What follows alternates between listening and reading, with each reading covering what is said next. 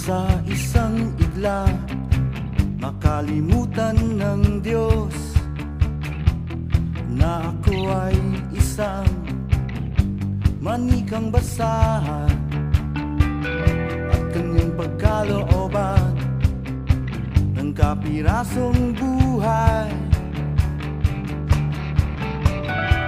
Hindi ko sasabihin lahat ng iniisip, sa halip ay isipin lahat ng sasabihin. Itatani ko ang bawat bagay-bagay, hindi dahil lamang sa kahalagahan nito, kundi sa kung ano ang kahulugang totoo. Matutulog ng kaunti at mas mananaginip, maunawaan na sa bawat minutong patikim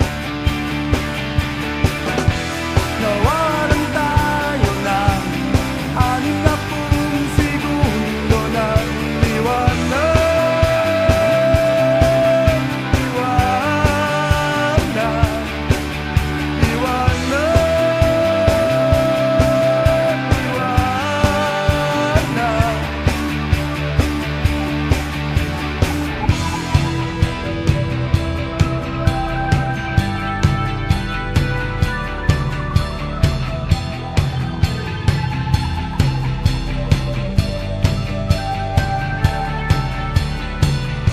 Maglalakad ako kung ang iba ay ayaw humakbang, mananatiling gising kung ang iba ay maigli.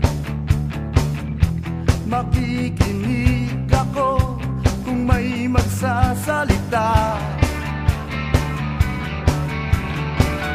kung ako ay may puso, isusulat ko ang puot sa yelo at maghihintay sa pagsikat ng araw.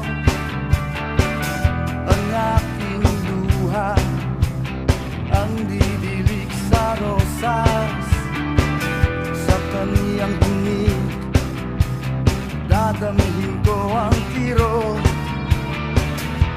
at ang pulang halik ng kanyang talulo. Ipababati sa lahat ng minamahal,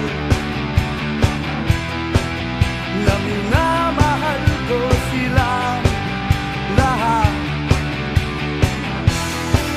Mabubuhay ako ng nagmamahal sa pag-ibig.